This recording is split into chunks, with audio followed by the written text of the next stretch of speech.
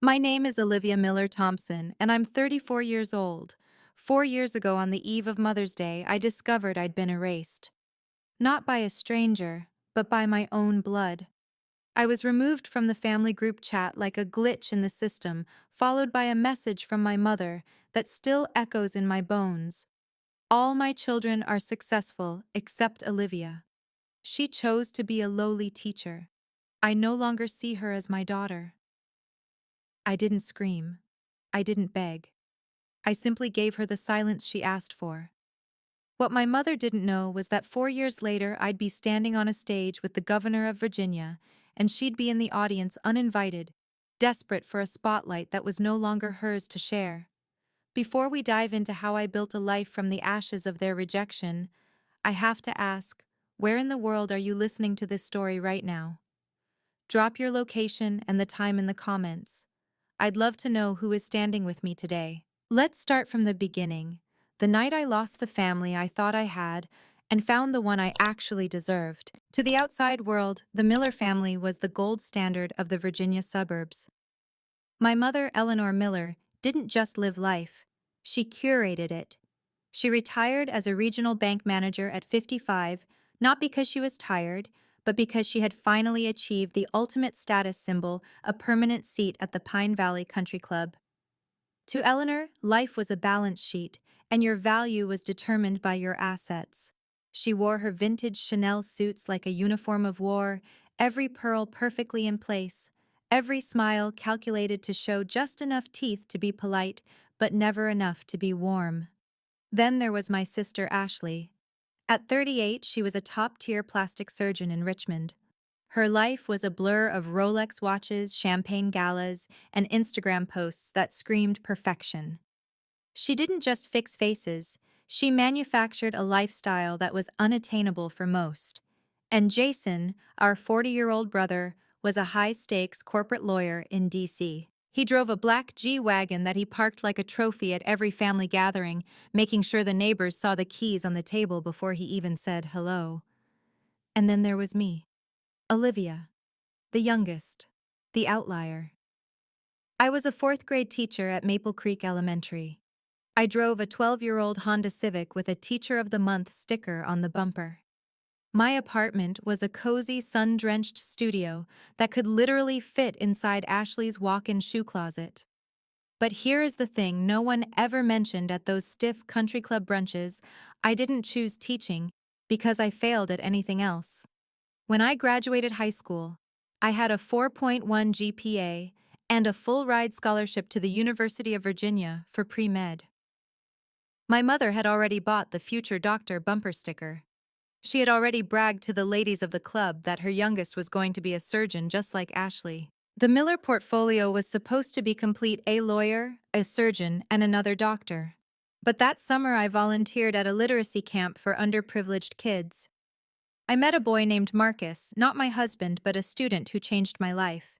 He was 8 years old and had been told he was slow because he couldn't read. By the end of August, he finished Charlotte's Web all by himself. When he looked at me with tears in his eyes and asked, "Miss Olivia, am I smart now?" something inside me shifted forever. I called my mother that night and told her I was declining the medical scholarship. I told her I was going to be an educator.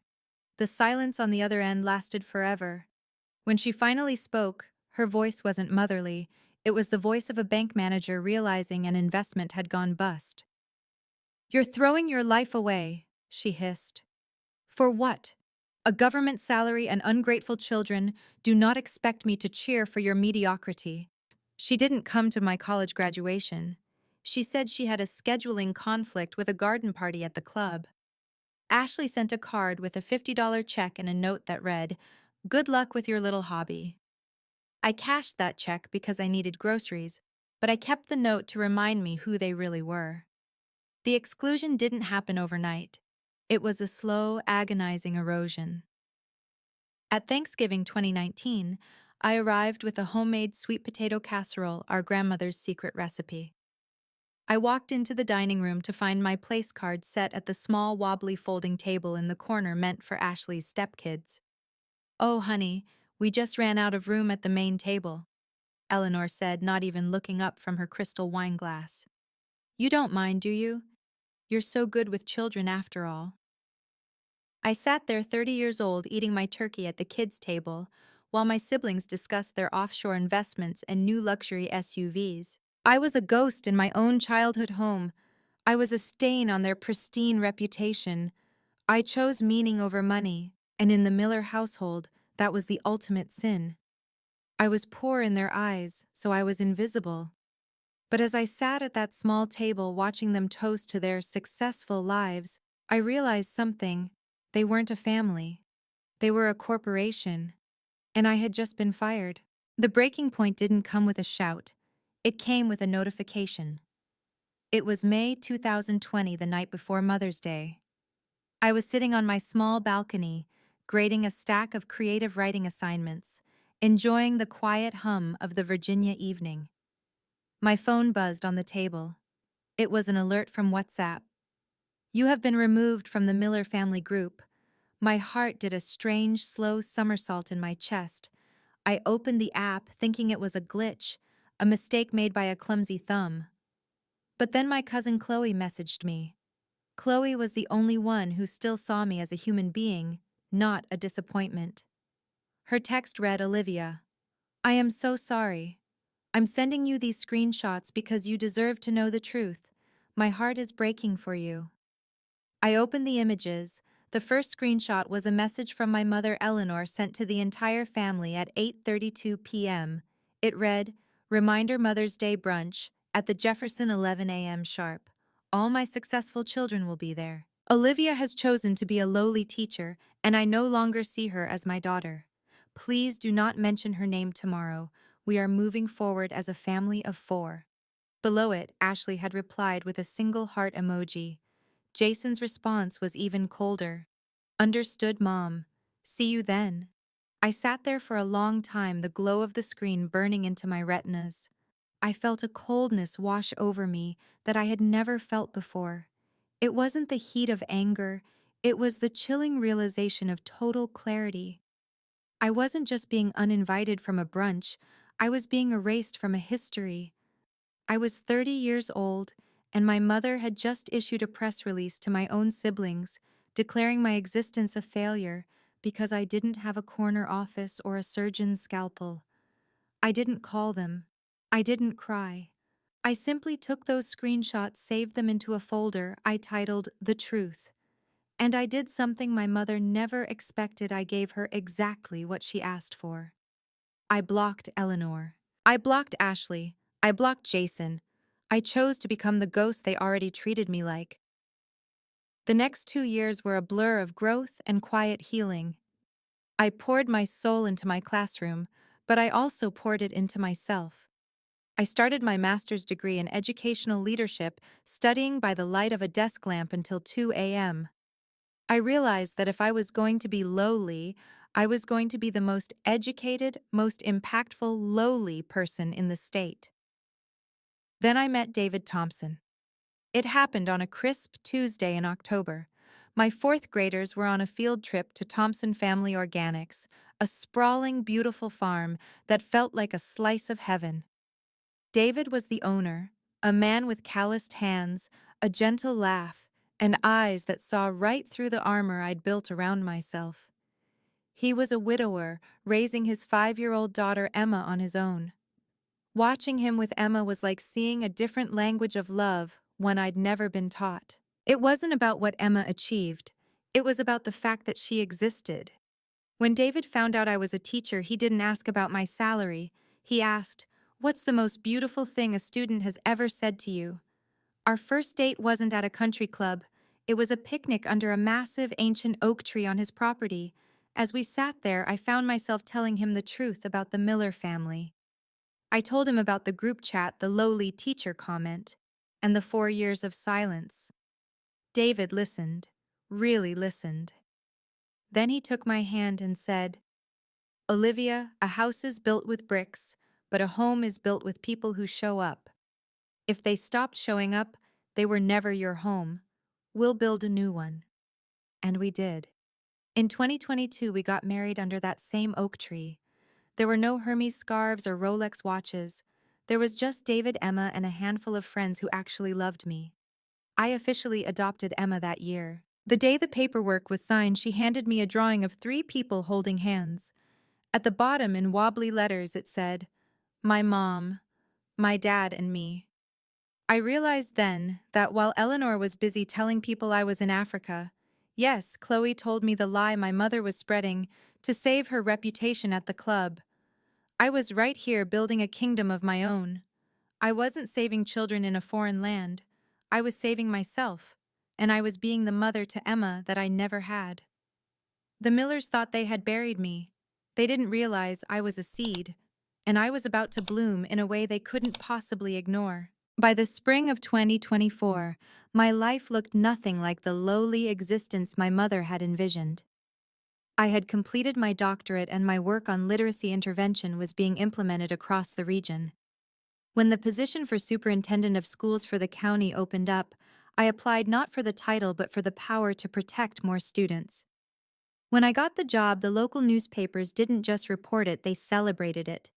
The headline read, "Local educator named new superintendent, a visionary for our children's future." For 4 years, I had been a ghost to the Millers. But as it turns out, ghosts are hard to ignore when they're on the front page of the Sunday Gazette. The first crack in the silence came on a Tuesday. I was in my new office framing Emma's latest drawing when my phone buzzed. An unknown number. I usually don't answer, but something told me to pick up. "Olivia, it's Ashley." Her voice was like expensive silk, smooth, cool, and utterly artificial. It was a tone she reserved for her high-paying patients. "I saw the news, honey. Superintendent, we are all just stunned. Mom is over the moon. She hasn't stopped talking about it." I felt a cold shiver of disgust. "Is she Ashley? Last I heard she told the country club I was in Africa." There was a sharp intake of breath on the other end. "Oh, you know how Mom gets. She just wanted to protect your privacy. Look, Mother's Day is coming up. We're doing brunch at the Jefferson again, the big terrace room. We want you there. David and the little girl, too. It's time to put the past behind us. We're a family, Olivia. Families forgive. Families also don't delete people like junk mail," I said, my voice steady. "I have a meeting, Ashley.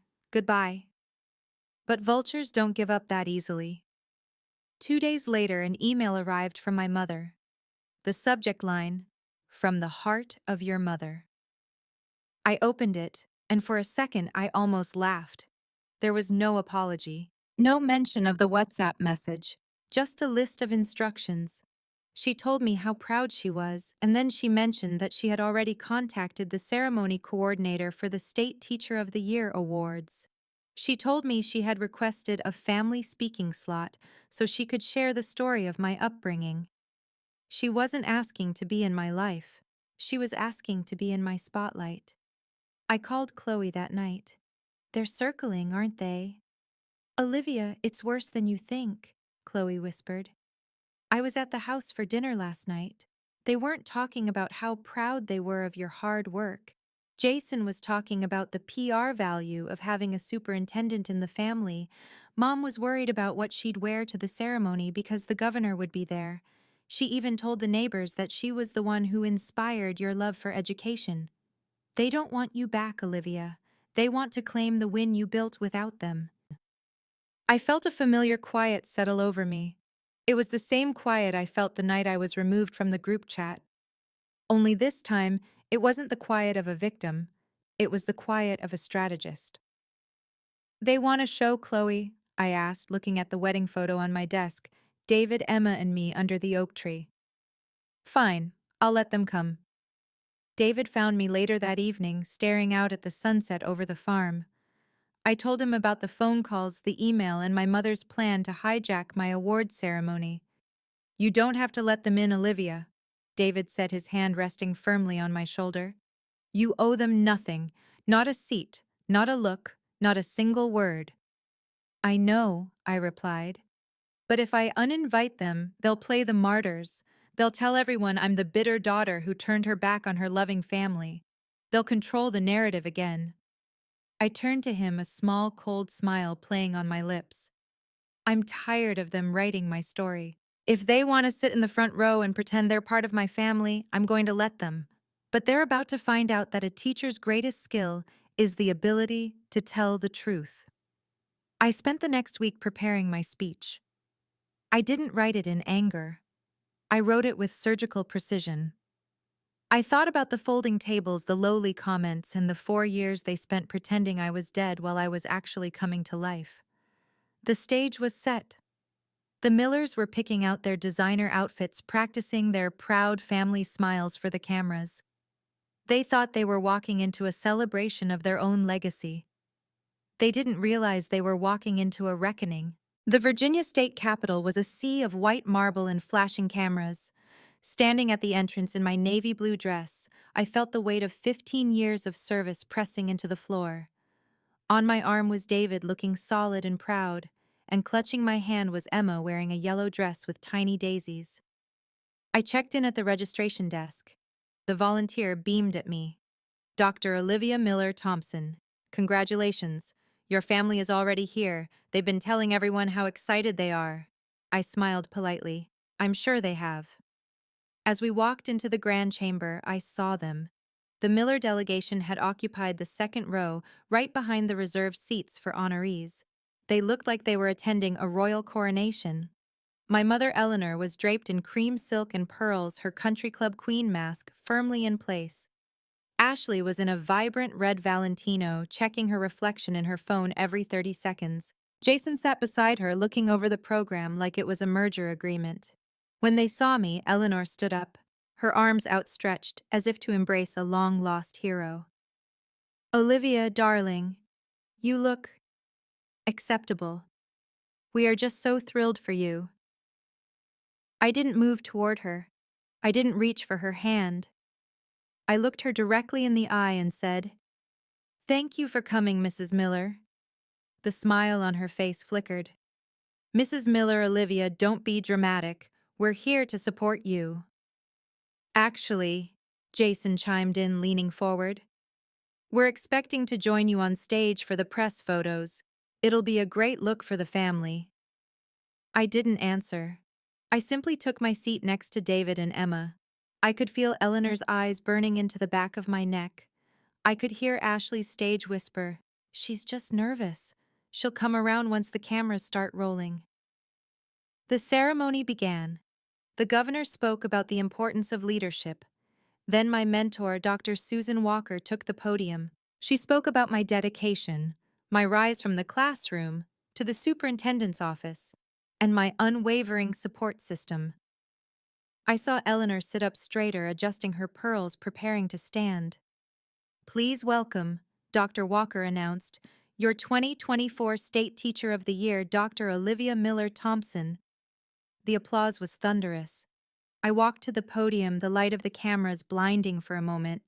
I looked out at the 500 educators in the room, the people who actually knew what lowly work felt like. "Thank you." I began, my voice clear and steady. "They say it takes a village to raise a child, but it takes a true family to sustain a leader. Today I stand here because of the people who chose to stay when things weren't successful or glamorous." I saw Eleanor nodding, a smug smile on her face. She was halfway out of her seat, expecting the cue. "I want to thank my husband, David," I continued, "who saw my worth when I was just a teacher with a dream and a 12-year-old car. And my daughter, Emma, who reminds me every day that love is a gift, not a transaction." I paused, taking a deep breath. "And I want to thank my village, the teachers, the mentors, and the friends who became the family I needed when my own decided I was no longer an asset to their portfolio." The room went silent, the kind of silence that rings in your ears. Eleanor froze. She was hovering between sitting and standing, her face turning a ghastly shade of pale. "4 years ago," I said, looking directly at the second row, "I was told that being a teacher made me lowly. I was told that because I didn't have a specific title or a certain salary, I was no longer a daughter. I accepted that decision. I built a life in that silence. And today I realize that the greatest lesson I ever taught wasn't in a classroom, It was learning that I didn't need to be successful to be worthy of love. I didn't mention their names. I didn't have to. The way they shrunk into their seats, the way Ashley looked at the floor, the way Jason suddenly found his program very interesting, it told the whole story. I finished my speech to a standing ovation. As I walked off the stage, Eleanor tried to intercept me in the aisle. Her voice was a fierce, desperate whisper. Olivia, you humiliated us. How could you say those things in front of the governor? I stopped and looked at her, not with anger, but with a profound sense of peace. I didn't humiliate you, Eleanor. I just quoted you. If the truth feels like humiliation, perhaps you should have chosen your words more carefully 4 years ago.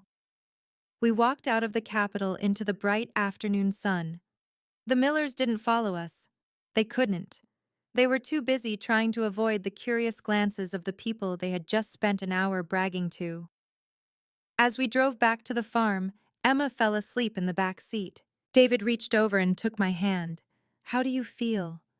I looked out at the rolling hills of Virginia, at the life I had built from nothing but my own heart and a few boxes of books. I feel light, I said. For the first time in my life, I don't belong to the Millers. I belong to myself. I'm Olivia Miller Thompson. I was a lowly teacher, and I have never been more proud of that title in my life. The fallout was quiet but final. My mother resigned from her club, unable to face the whispers of the truth I spoke, but her journey is no longer my burden. If there is one lesson to take from my story, it is this. Never let someone who hasn't walked in your shoes define your worth. Success isn't a title, it's the peace you feel when you're with people who truly see you. If this story moved you, please like, comment, truth, and subscribe to From My Heart for more stories of courage. Thank you for listening. I'm Olivia, and I'll see you in the next one.